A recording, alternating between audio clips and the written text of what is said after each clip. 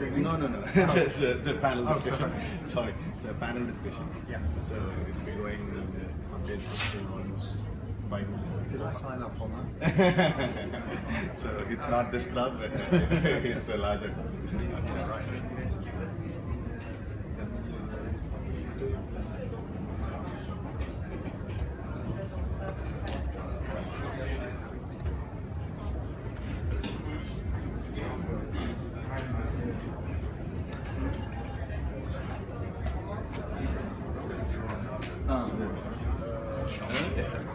Color match okay.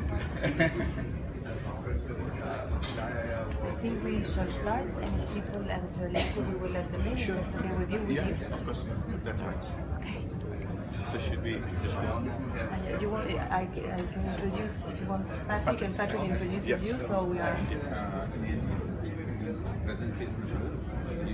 You log on and sit, but there's no way for you to see the slides. We've saved 3 seats.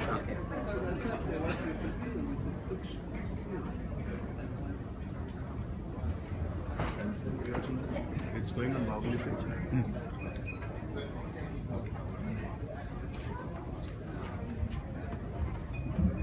We're going to start in a couple of minutes. Introduction. Hello. Good evening, everyone. Thank you for being here in this very special session of the movie Baahubali, and we have the great pleasure to have here the director Raja Muli. So this is a very nice session for us. I will give this warm welcome, and I will give the microphone to Patrick Fatah, who will moderate the session, and I hope you enjoy it. And after this, there will be a cocktail offered by AMD and the Baahubali team. So thank you very much for being here. Thank you. Thanks for the introduction. Thank you. Thank you for coming. We're a little bit late, but I don't think that's going to matter too much. As you just heard, we have a very interesting panel here. If I read the brochure correctly, there's been VR made in France, VR made in Denmark, and VR made in Luxembourg even on the agenda. This afternoon we have VR made in India. I suspect we're going to hear it's a multinational effort, and for that reason I'm going to call up SS Rajamouli, director, first of all.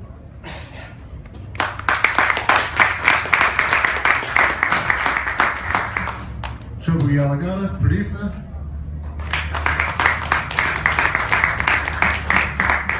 And Roger Kaduri, who's going to be our tech ace this afternoon.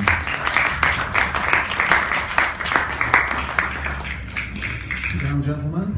We've only got 2 microphones, but I think we're going to learn to share. We're going to have a session that involves, first of all, some video and some slides. We're going to have a panel discussion, and I'm going to leave plenty of time for Q&A. And I think there's a microphone that's going to rove around. I say plenty of time because I'm a journalist who knows absolutely nothing about VR. This is a learning experience for me today, and I might not ask all the right questions. So I'm sure that you guys in the audience, if you've been watching a little bit and participating this week, you already know far more than me, and you can ask some smarter questions. With that, I'm going to move on. Roger Kaduri, help us a little bit. Why is Radium involved in VR at all? Yes. So Patrick, I'll jump into that.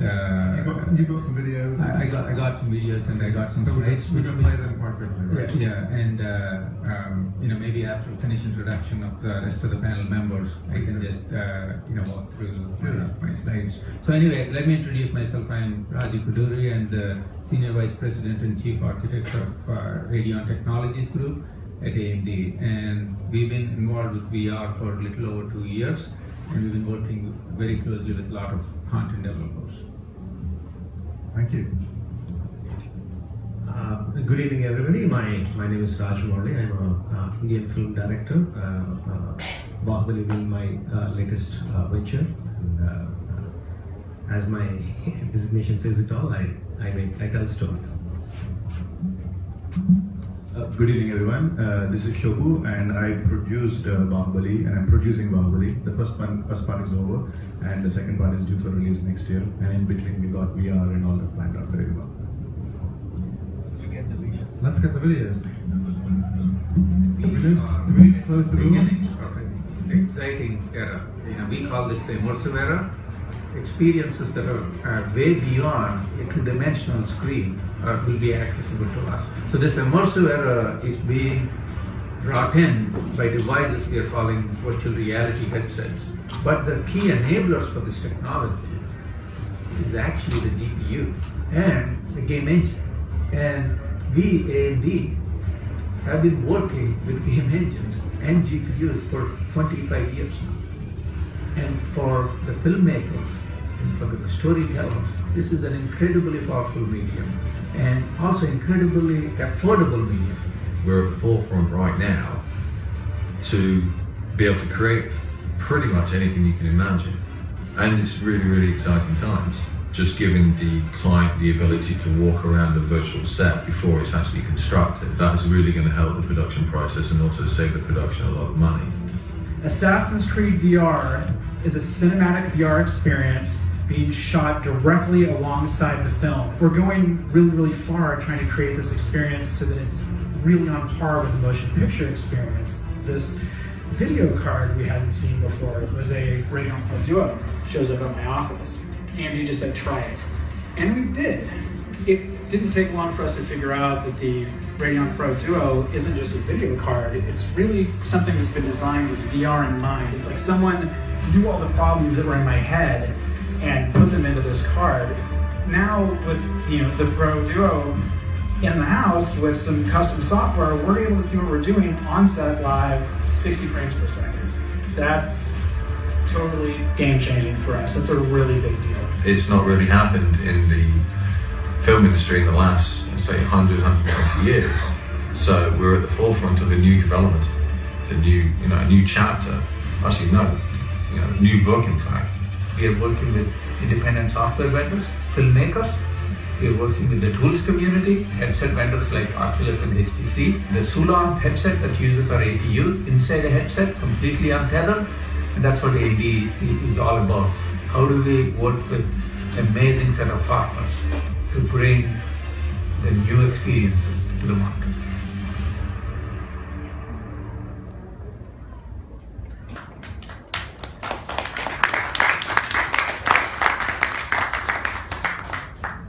Silence on the set, please. Silence. Action.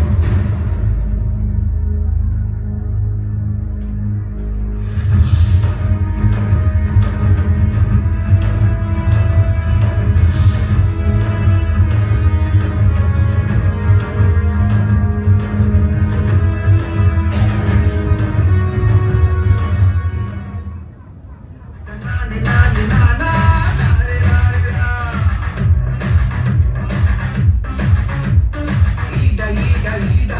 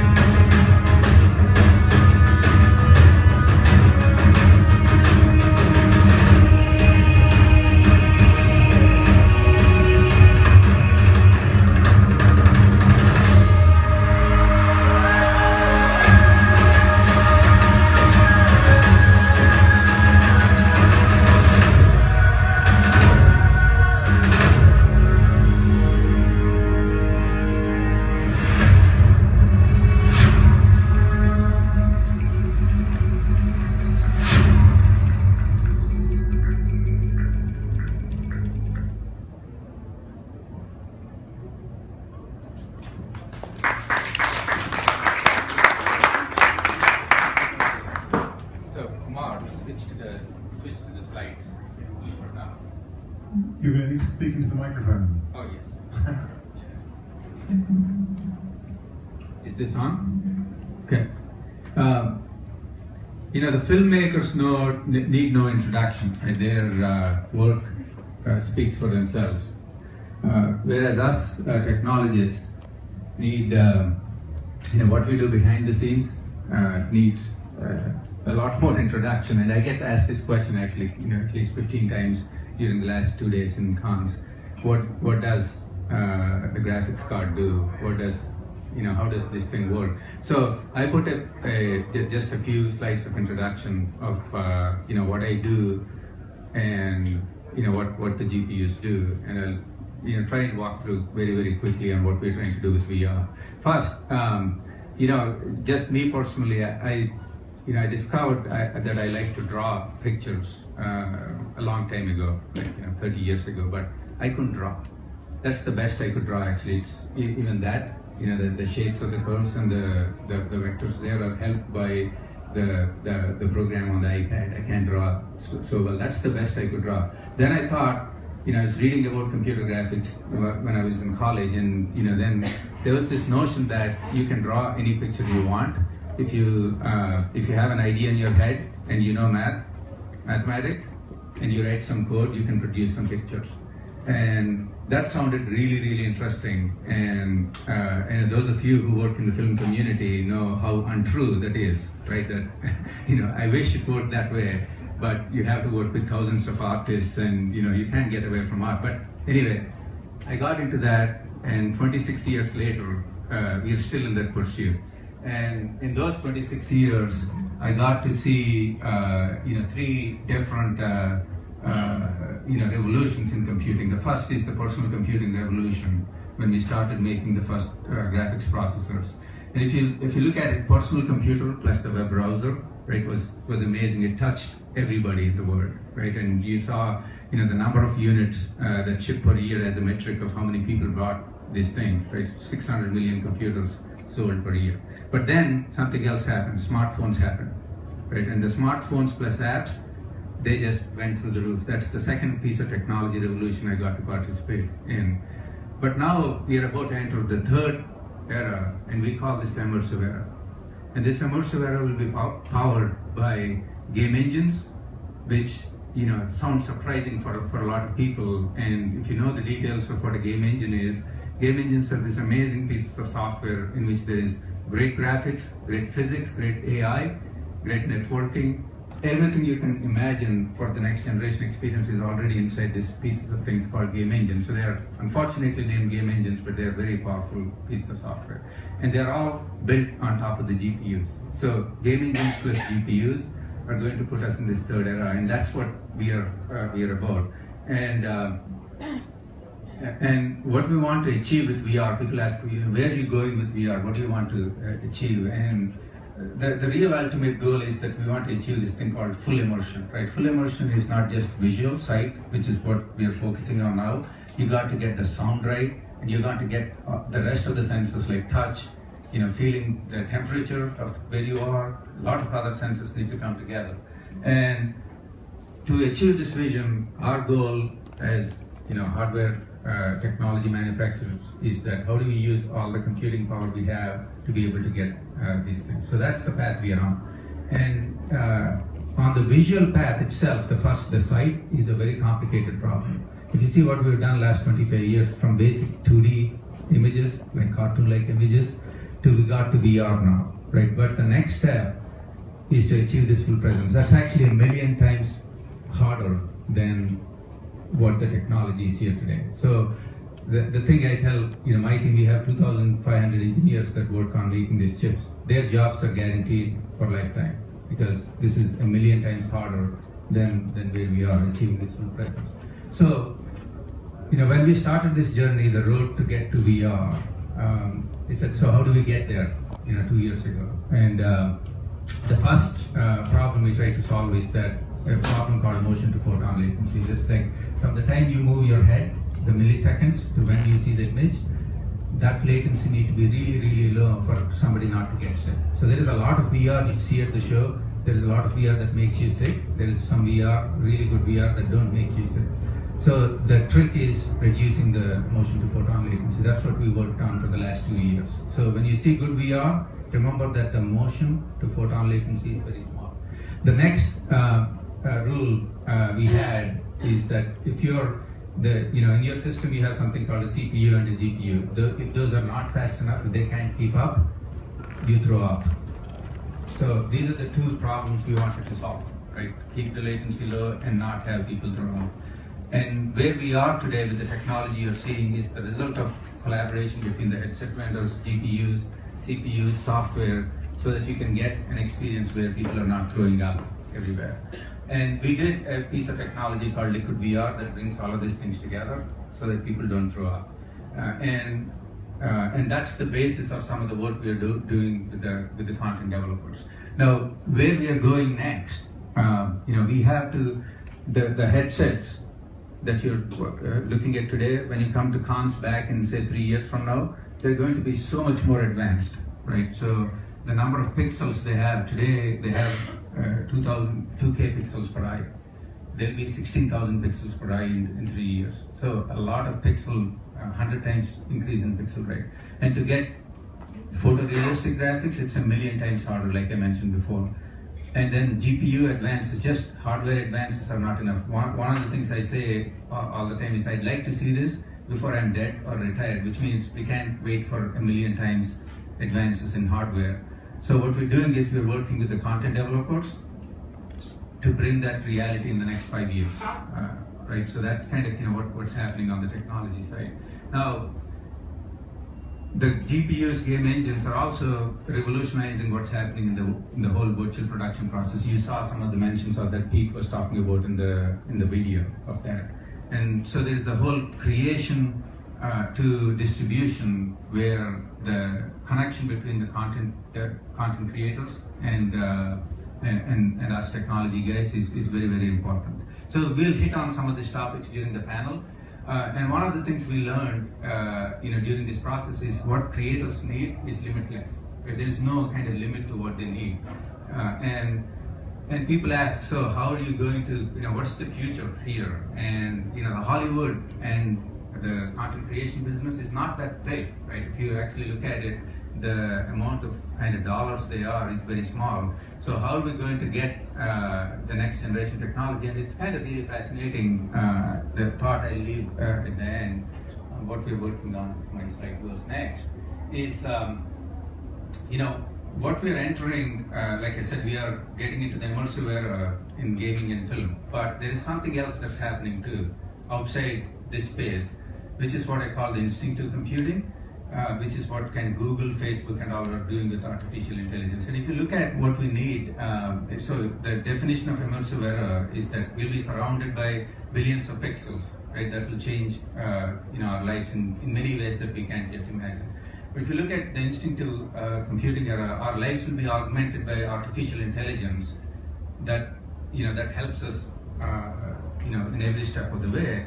And you look at, you ask somebody in visual effects community, what's the computer that you want, really, right? Right now, they'll say they need a 100 teraflop computer that's basically more than 100 times faster than the best computer available today. They'll say I need 200 terabytes of memory, and lots of bandwidth. It's basically 100 times more bandwidth than that's available today, and lots of polygons that I need. But we don't make chips for Hollywood. Okay, making a chip costs you $200 million. You may be able to recover 1/4 of it. But what's really interesting is the artificial intelligence market, that's like over $200 billion market. And if you see what they are asking, if you go to Google and say, hey, what do you need? They say, hey, I need 100 teraflops. I need 20 terabytes per second. And I need 200 terabytes of memory. So the good news for the content creators is that there is another powerful market that's going to drive this computing, which we are all working on to make this stuff. So that's kind of, I leave you with that, and I know we'll get into many more interesting questions during the panel discussion, but that's the whole continuum between, creation, the content creation to content distribution, and the challenges that that we are trying to solve as AMD and as radio and technology group. So with that, I'll hand it over to Patrick and get back to the panel more. Thank you. So thank you very much. We can have lights back on again and the panelists back on.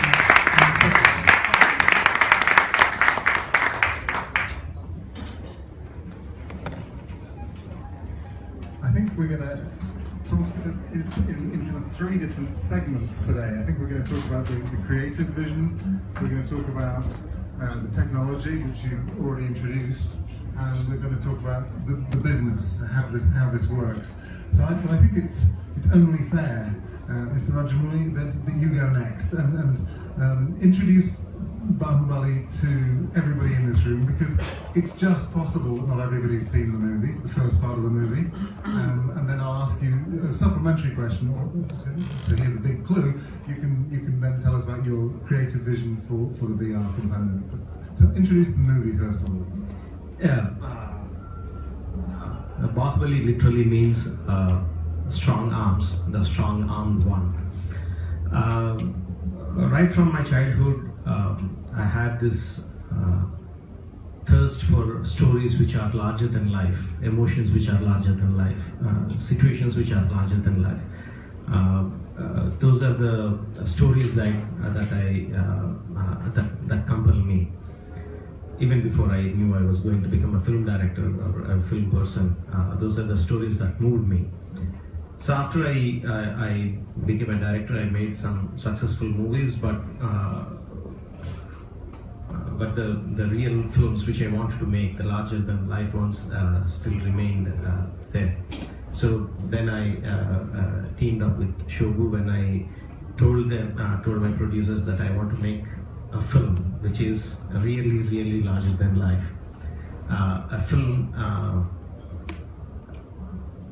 how to put it in perspective, we don't have a market which is big enough, traditionally big enough to hold this, but just that I have a gut feeling that we can pull it off. And we had this association, they believed in me, they trusted in me, and we went ahead to produce this movie. Baahubali is big. To explain the story, it's very complicated. I just cannot put it into words, but what I can say about Baahubali, it is big. Everything about the film is big. We have waterfalls which are 5 kilometers high. We have palaces which are as big as an Eiffel Tower. So everything about this movie is big. And to put such big visuals into the screen is a challenge. Whatever said and done, you cannot bring in the real life experience of watching a big monument or a big movement on screen. You are going to bring everything into a 2D frame. So it's a big challenge to get that. And you have a big story too. I mean, it's one that you've chosen to split into 2 parts as well. Yes. Because it doesn't fit onto one screen. It's a fantasy. You made it in South Indian languages, 2 of them, and had the ambition to actually become first of all, a film that would achieve a nationwide release in India. And Shobu and Francois have been successful at selling it internationally. I mean, these are all big ambitions. Somehow we are a film that is going to be liked by each and everyone, because we are basing our story on basic human emotions. It's not about regional content. It's a story about where each and every human will connect with it. And we knew that it's going to work, and our gut feelings worked, and the film it's the biggest hit in Indian film industry. The film is recognizably Indian. You've used visuals that people will know instinctively are Indian, and yet it's all fantasy. You haven't chosen any one particular culture. You've been a creator right from the beginning.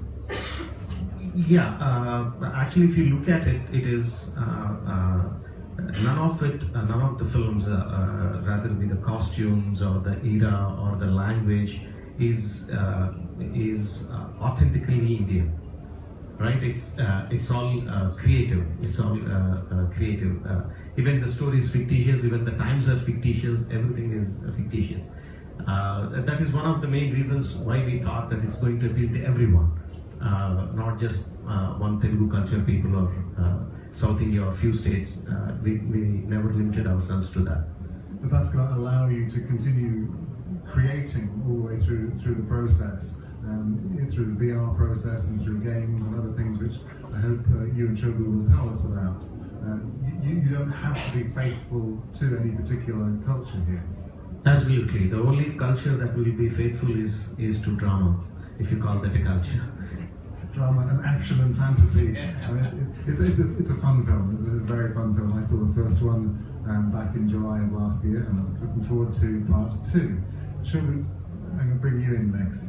You can share a little bit more, the creative production, the creative, productive, whatever the right word is, ideas. Because you saw this as a 2-part movie. Did you envisage it as something that was going to spin off into VR later on? When we started, I don't think we had VR in mind, but we did have transmedia in mind. So we designed, because when we started and we developed the whole world of Baahubali, once the story was ready, we had a team which developed the Bible, the story Bible, and defined the backstories and everything else that fits into this, because it's a fictitious world. So they designed the whole world of Baahubali. So the religion, the culture, the history, you name it, everything. How the people were at the time, or how they were living, and everything else. So based on that, that gave us a lot of material, not to just do films, but a lot of other stuff, including comics and games and animated series, etc. But that was all to follow the success of Baahubali Part 1. But we had the material already. Now, because of the success of Part 1, and we were trying with the idea of VR somewhere towards the middle of the shooting of Baahubali first part, because of close association with AMD and stuff. But VR was changing every day, and there's something happening, something different every day. And there's also the question of monetization. And is it just a marketing tool, or is it a standalone product that you can monetize and make money and get money back of the investment? So that came in at a secondary level. And explain to us in words of one syllable, what is the VR component you're building in and you're imminently going to be shooting? So, obviously the film is about scale, and one of the biggest elements is the climax, and where the battle, where two mighty armies fight each other, and it is about taking an individual and putting them in the middle of the battle, and experiencing that full immersiveness and all the like really being in the center of the battle and being a part of that battle, and helping the hero or the protagonist in some way. So we believe that will really create an experience that will be memorable for the VR viewer. And when are you going to be making this? It's been under production. We have finished the pre-visualization of at least a big part of the pre-visualization of what Rajmouli has in mind. So now we have a clear idea of what we want to achieve. Now it's how can we achieve this? So that's where AMD comes in, and then a bunch of partners. And I think we're aiming for first quarter of next year to get this whole thing ready. First quarter of next year is when the movie releases. Just before the movie releases. The idea is to have it prior to the release of the movie. And what is it? It's going to be a standalone thing that people have to go and see? Is it something they download? How's it going to work? So again, here it's like I said, if it is primarily going to be a marketing tool, we wouldn't have had the kind of money to spend on that. So again, like how we had believed in the film and went beyond the normal logical business sense of the word in putting the budgets for this film. We believe that if you really invest in a quality VR and not think about and spend the money required to build this as a quality VR and then have a monetization in place, so it will be not a marketing tool but a standalone entertainment and experiential piece. So that's what we're trying to build, and that is one aspect. And the other is how do you monetize it. And for that, we are working with again AMD and a bunch of good partners on probably rolling out some kind of taking this VR, really high-end VR experience to theaters around India, and probably 100 to 200 locations. locations around India where you actually have people can actually buy a ticket to experience the VR.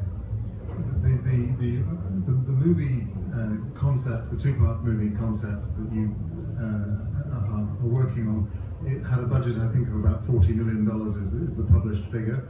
How much are you spending on VR?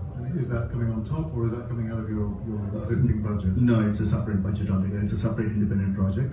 We're still working on the numbers, but it'll be on par with the best, what it takes to make a best VR experience.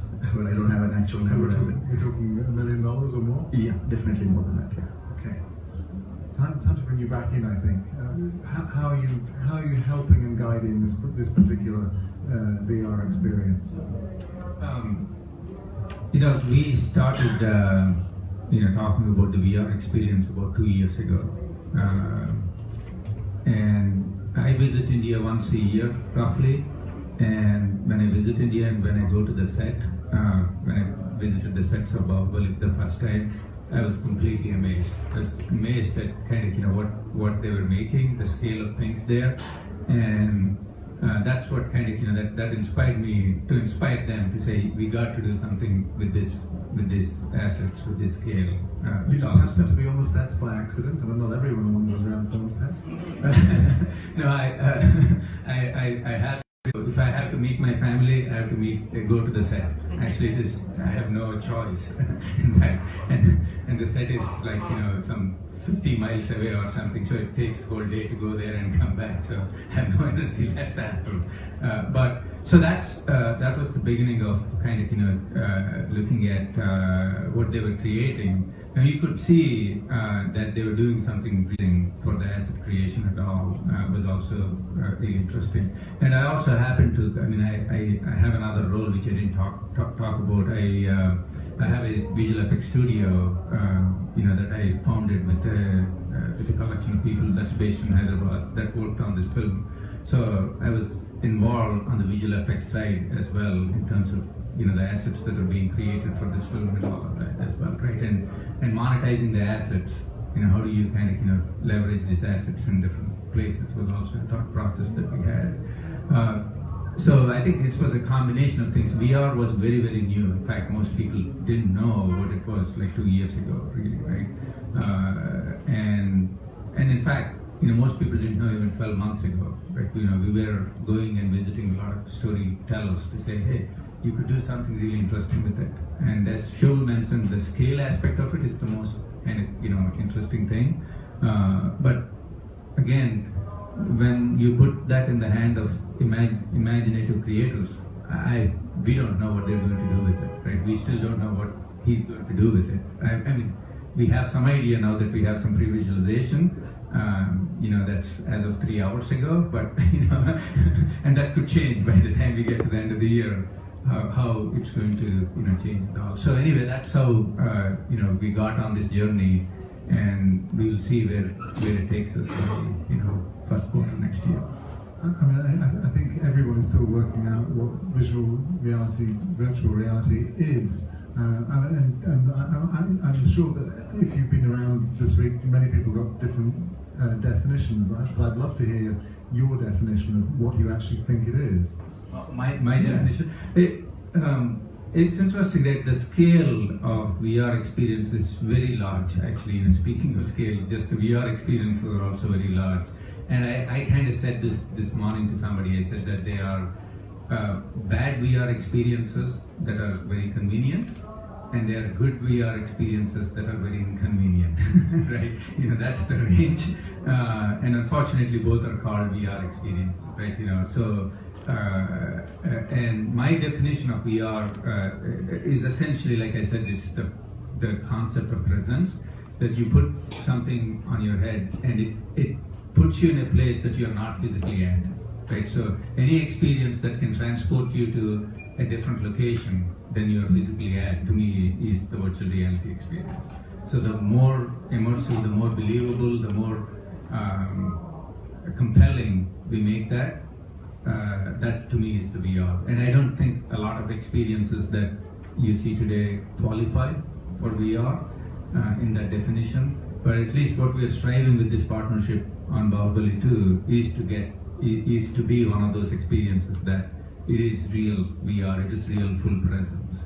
And do you define it as being headsets, or do you define it as being software?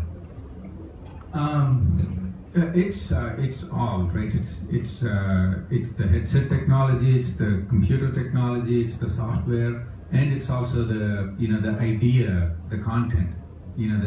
The story and the sequence got to be immersive, that got to be compelling, that kind of lets them forget